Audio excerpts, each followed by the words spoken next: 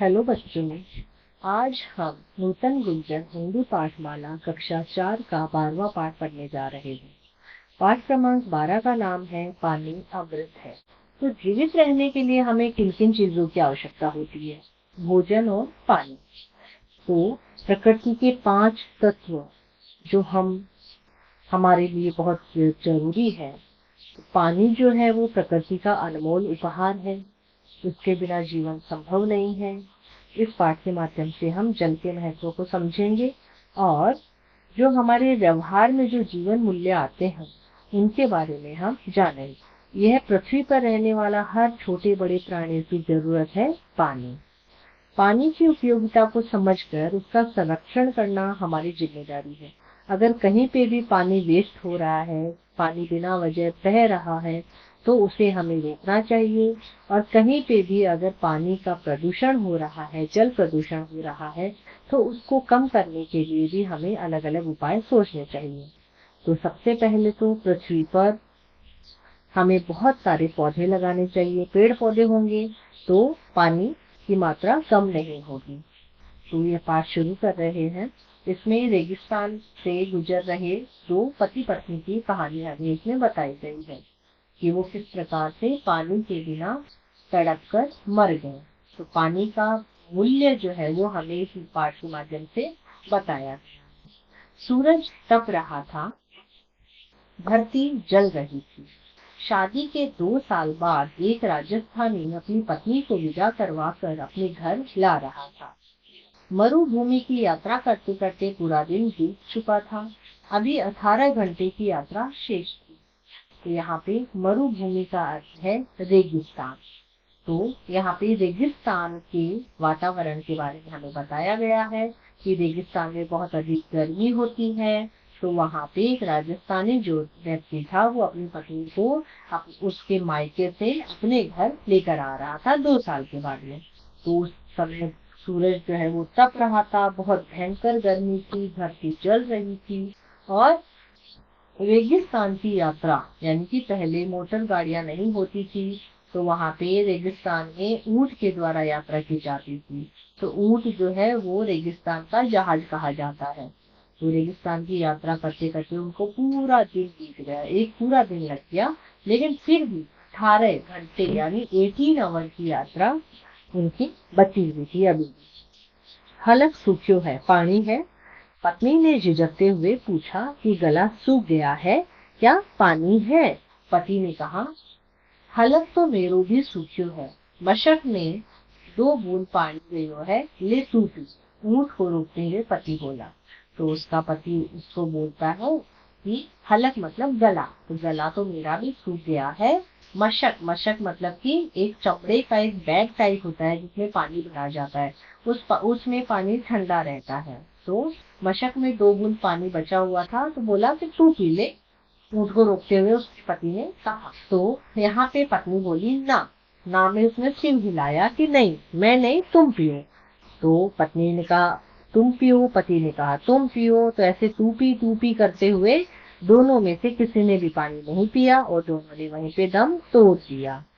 राजस्थान की यह एक लोक कथा प्रचलित है एक दंपति के बारे में। तो दंपति यानी कि पति पत्नी। तो इसमें आपसी प्यार का तो उदाहरण है ही, साथ ही पानी के महत्व को भी प्रकट करती है। तो यहाँ पे पति पत्नी का प्यार झलक रहा है, लेकिन उस प्यार की वजह से दोनों ने दम तोड़ दिया। और पानी का महत्व हमें यहाँ पे पता लग रहा है कि 2 बूंद पानी था, तो वो 2 बूंद पानी कौन कौन पिएगा। तो यहाँ पे पानी की कीमत हमें समझ में आ रही है। पानी अमृत है। हमारे शरीर का 2/3 और धरती का 3/4 भाग पानी है। तो यहाँ पे हमारे शरीर में 2/3 यानी 2/3 पार्ट जो है वो धरती का और 3/4 भाग पानी है धरती का। तो तरबूज में तो 98% पानी है, यानी तरबूज में 98% वाटर है। तो अपनी दिनचर्या में झांको। दिनचर्या मतलब जो रोज का काम हम करते हैं उसमें पानी का नित्य प्रति मतलब एवरीडे, हर रोज प्रतिदिन हमारे जीवन में बहुत उपयोग होता है। तुम पानी पीकर अपनी प्यास बुझाते हो, रसोई घर में कितना काम पानी की सहायता से ही होता है। रसोई घर में कोई भी काम बिना पानी के होता है क्या? नहीं। नहाने का, खाने का, पानी पीने का, बर्तन धोने का, कपड़े धोना, आटा गूंदना, बर्तन साफ करना, सब्जी धोना, खाना पकाना, ये सब के लिए पानी जरूरी है। पानी के बिना यह सब संभव नहीं है। तो घर की सफाई, कपड़े धोना, दांत साफ करना, नहाना, ये सारी क्रियाएं पानी की सहायता से ही होती हैं। बिना पूर्व सूचना यानी पहले से मिली हुई जानकारी के 4-5 घंटे के लिए नल से पानी आना बंद हो जाए तो कितनी मुसीबत होती है, यह तो तुम सब जानते ही हो। तो यहाँ पे देखिए, आप मान लो किसी सोसाइटी में रह रहे हो तो ऊपर की टंकी साफ करते हैं, उस समय हमें सूचना दी जाती है पहले से, फिर भी हम लोग कितना परेशान होते हैं कि पानी कब आएगा, पानी कब आएगा। पानी जीवन का आवश्यक तत्व है। तत्व मतलब पदार्थ है। पानी के बिना हम जिंदा नहीं रह सकते। भोजन के बिना फिर भी हम 2-4 दिन रह जाएंगे, लेकिन पानी के बिना हम जिंदा नहीं रह सकते। मनुष्य, पशु पक्षी, पौधे, जितने भी जीवधारी प्राणी हैं, जीवधारी मतलब जिनमें भी जीवन होता है, सबके लिए पानी आवश्यक है। तुम किसी गमले को उठाकर कमरे में रख लो, 4 दिन तक उसमें पानी न डालो तो पौधा क्या होगा? मुरझा जाएगा। तुम्हें 2-4 घंटे पानी ना मिले तो तुम कितने व्याकुल हो जाते हो।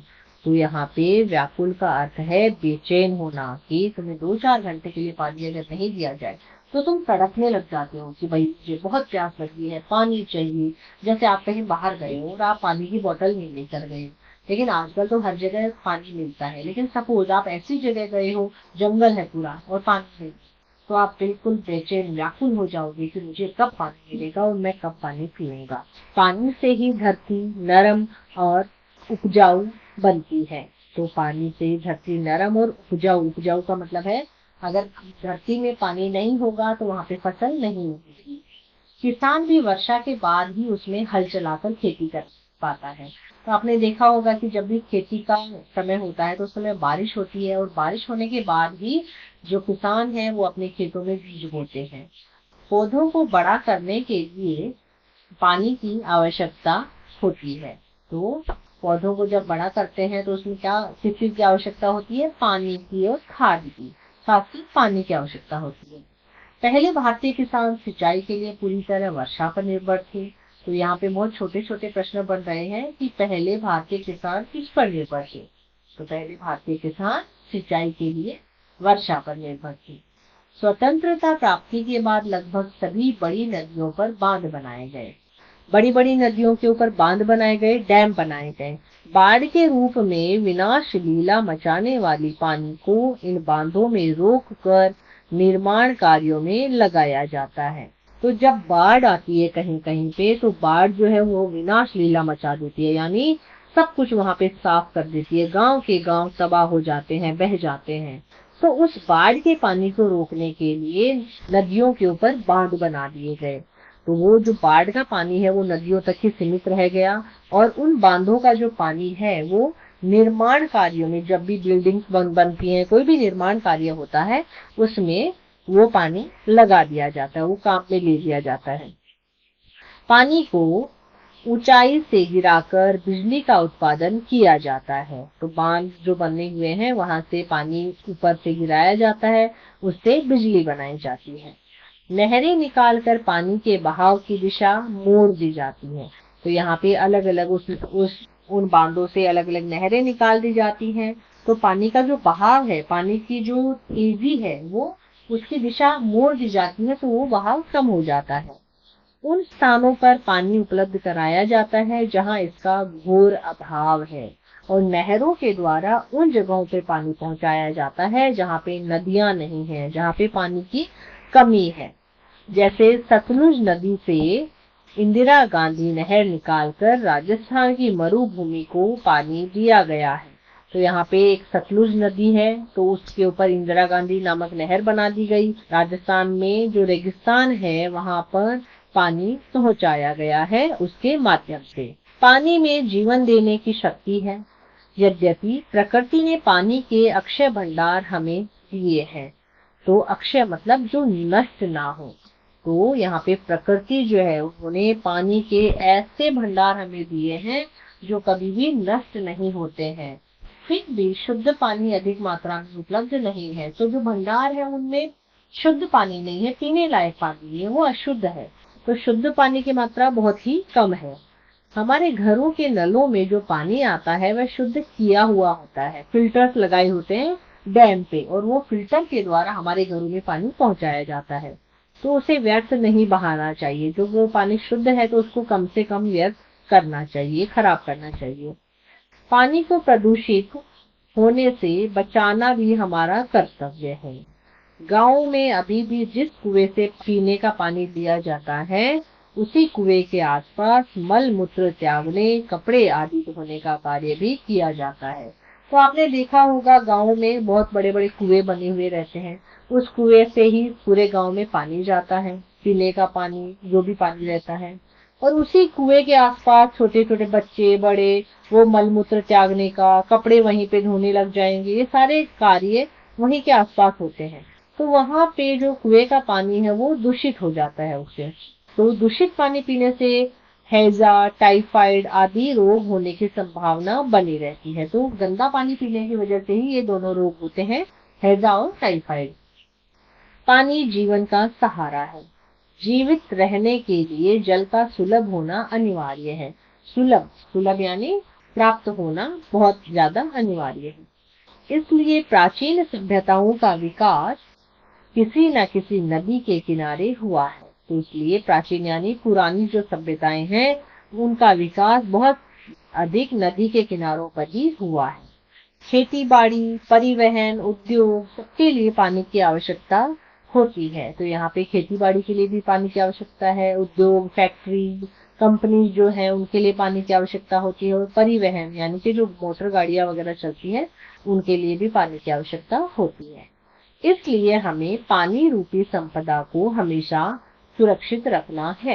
तो यहाँ पे पानी रूपी जो संपदा है, पानी रूपी जो अमृत है, उसको हमें हमेशा सुरक्षित रखना चाहिए। हमें कभी भी उसको वेस्ट नहीं करना चाहिए। तो जहाँ भी स्थान मिले पेड़ पौधे लगाएं। वर्षा के होने में वन उपवन सहायक होते हैं, क्योंकि जहाँ पे जितना अधिक पेड़ पौधे होंगे, जितने अधिक पेड़ पौधे होंगे वहां पे उतनी ही बारिश होगी। जहाँ पे पेड़ पौधे कम होंगे वहां पे बारिश कम होगी। तो उनसे इस दिशा में बहुत सहायता मिल सकती है। यानी कि पेड़ पौधों के द्वारा हमें बहुत सहायता मिल सकती है पानी के लिए। तो आशा है आपको पाठ समझ में आया होगा। अगर पाठ से संबंधित कुछ भी डाउट है आपको तो आप मुझे कमेंट बॉक्स में पूछ सकते हैं। आगे हम बढ़ते हैं शब्द अर्थ की तरफ। शब्द अर्थ में पहला शब्द है मरुभूमि, मतलब रेगिस्तान। दंपति, पति पत्नी। आवश्यक, जरूरी। दिनचर्या, रोज का काम। नित्य प्रति, प्रतिदिन या हर रोज। पूर्व सूचना, पहले से मिली हुई जानकारी। तत्व, पदार्थ, एलिमेंट्स। व्याकुल, बेचैन। व्याकुल, बेचैन। उपजाऊ, पैदावार देने वाली। या विनाशलीला, नष्ट करना। निर्माण, रचना या बनाने का काम। उपलब्ध, प्राप्त। अक्षय, जो नष्ट ना हो। प्रदूषित, गंदा यानी पॉल्यूटिव। कर्तव्य, करने योग्य कार्य। संभावना, कुछ होने का अनुमान। तो यहाँ पे हमारे पास एक मुहावरा भी आया है, दम तोड़ना यानी मृत्यु होना। श्रुत लेख के लिए हमारे पास शब्द है मरुभूमि, अमृत, दिनचर्या, प्रयोग, आवश्यक, व्याकुल, उपजाऊ और उत्पादन और प्रदेशी। तो अभी हम चलते हैं मौखिक और लिखित प्रश्नों की ओर। मौखिक का पहला प्रश्न है राजस्थानी और उसकी पत्नी की कितनी यात्रा शेष थी। तो इसका उत्तर है राजस्थानी और उसकी पत्नी पूरे दिन की यात्रा कर चुके थे और 18 घंटे की यात्रा अभी शेष थी। पत्नी ने पानी क्यों नहीं पिया? पति को भी बहुत प्यास लगी थी, मशक में पानी छोड़ा था, इसलिए पत्नी ने पानी नहीं पिया। अगला प्रश्न है यह लोक कथा क्या प्रकट करती है। तो हमने पाठ के शुरू में पढ़ा था कि यह लोक कथा राजस्थानी दंपति के आपसी प्यार के साथ साथ पानी के महत्व को भी प्रकट करती है। लिखित का पहला प्रश्न है राजस्थानी और उसकी पत्नी ने दम क्यों तोड़ दिया। इसका उत्तर है दोनों को प्राण बचाने के लिए पानी चाहिए था। पानी कम मात्रा में था, दोनों चाहते थे कि दूसरा पी ले, तो दोनों में से किसी ने भी नहीं पिया तो दोनों ने ही दम तोड़ दिया। ख है पानी को अमृत क्यों कहा गया है? तो इसका उत्तर है पानी को अमृत कहा गया है क्योंकि इसके बिना कहीं भी जीवन संभव नहीं है। पेड़ पौधों, उद्योगों तथा हमारे दैनिक जीवन के अधिकांश कार्य पानी के बिना हो ही नहीं सकते। पानी जीवन दाता है। अगला प्रश्न है ग, हमारे कौन कौन से दैनिक काम पानी की सहायता से होते हैं? तो ये हमने पाठ में पढ़ा था कि चाय बनाना, सब्जी धोना, उसे पकाना, आटा गूंथना, बर्तन साफ करना, घर की सफाई, दांत साफ करना, नहाना, कपड़े धोना, पेड़ पौधों को सींचना आदि दैनिक कार्य पानी की सहायता से ही किए जाते हैं। अगला है प्रश्न संख्या घ, नदियों पर बांध बनाने के क्या क्या लाभ होते हैं? तो इसका उत्तर है नदियों पर बने बांध बाढ़ के विनाशकारी पानी को रोकते हैं। इस पानी को निर्माण कार्यों में लगाया जाता है। पानी को ऊंचाई से गिराकर बिजली का उत्पादन किया जाता है। नहरें निकालकर पानी के बहाव की दिशा मोड़ दी जाती है और उन स्थानों पर पानी उपलब्ध करवाया जाता है जहां इसका बहुत अभाव होता है। ड़ वाला है जल व्यर्थ ना हो इसके लिए हमें क्या क्या करना चाहिए? तो इसका उत्तर है जल व्यर्थ ना हो इसके लिए हमें जल का इस्तेमाल करते समय सावधान रहना चाहिए और इसे प्रदूषित होने से बचाना चाहिए। अगला च वाला प्रश्न है खेती बाड़ी में पानी का उपयोग विषय पर 4 पंक्तियां लिखो। तो यहाँ पे उत्तर है पानी से ही धरती नरम और उपजाऊ बनती है, तभी किसान वर्षा के बाद उसमें हल चलाकर खेती कर पाता है। हमारे किसान सिंचाई के लिए पूरी तरह वर्षा पर आश्रित हैं। फसल को बढ़ने और अधिक अन्न के लिए पानी की जरूरत होती है। तो यहाँ पे हमारे मौखिक को लिखित प्रश्न हो गए हैं। आगे हम बढ़ते हैं प्रश्न संख्या 2 की तरफ। कोष्टक से सही शब्द चुनकर रिक्त स्थानों की पूर्ति करो। तो क है पहले भारतीय किसान सिंचाई के लिए वर्षा पर निर्भर है, तो पहले में आएगा वर्षा, दूसरे में आ जाएगा मुरझा, ग में राजस्थान, घ में सुरक्षित और ड़ में रेत होती है। तो यहाँ पे प्रश्न संख्या 2 हमारा खत्म हुआ। प्रश्न संख्या 3 की ओर। तो प्रश्न संख्या 3 सही के लिए सही और गलत के लिए गलत लगाओ। तो जूस जीवन का अति आवश्यक तत्व है। नो, गलत। जूस नहीं, पानी जीवन का अति आवश्यक तत्व है। जूस नहीं भी मिला तो हम चलेगा। ख है तरबूज में 98% पानी होता है। सही। पानी से धरती नरम और उपजाऊ बनती है। सही। इंदिरा गांधी नहर कावेरी नदी से निकाली गई है। गलत। अगला है सोच कर लिखो यानी क्रिटिकल थिंकिंग वाला प्रश्न। पानी बर्बाद ना हो इसके लिए आप किन किन बातों का ध्यान रखेंगे? तो इसका उत्तर है पानी बर्बाद ना हो इसके लिए छोटी छोटी बातों का ध्यान रखकर पानी की बर्बादी रोकी जा सकती है। जैसे ब्रश करते समय नल खुला ना रहे, नहाने के लिए फव्वारे की जगह बाल्टी का इस्तेमाल करें क्योंकि फव्वारे से बहुत अधिक पानी वेस्ट होता है। नल के नीचे हाथ धोने के बजाय डिब्बे में पानी लेकर धोना चाहिए, तो थोड़े से पानी में हमारे हाथ धुल जाते हैं। मैं इन बातों का ध्यान रखकर पानी की बर्बादी रोकूंगी और आप कैसे रोकेंगे वो मुझे कमेंट बॉक्स में जरूर बताएं। आगे है पाठ के नीचे का व्याकरण भाषा से। तो भाषा से का पहला प्रश्न है रेगिस्तान, तजाकिस्तान जैसे 3 शब्द हमें यहाँ पे लिखने हैं। तो पहला हमने लिखा हिंदुस्तान, पाकिस्तान, अफगानिस्तान। ये हो गए हमारे 3 शब्द। प्रश्न संख्या 2, कहाँ कौन सा विराम चिन्ह लगेगा? तो यहाँ पे पूर्ण विराम, प्रश्नवाचक चिन्ह और अल्प विराम ये और उद्धरण चिन्ह ये हमारे को चिन्ह दिए गए हैं। और तो पहला क है हलक सूख्यो है, पानी है, पत्नी ने शर्माते हुए पूछा। तो जब हमारा वाक्य खत्म हुआ तो उसके बाद में हम लगाएंगे पूर्ण विराम। और यहाँ पे प्रश्न पूछा गया है कि पानी है क्या, तो यहाँ पे हम लगा देंगे प्रश्नवाचक चिन्ह। और हलक जो है ये बोलने के बाद वो हल्का सा रुका है, तो थोड़ा जहाँ पे रुकते हैं हम बोलते समय तो वहां पे हम लगाते हैं अल्प विराम। और यह जो बात कही है वो मुख्य बात है, तो इसके आगे लगा देंगे हम दोहरा उद्धरण चिन्ह।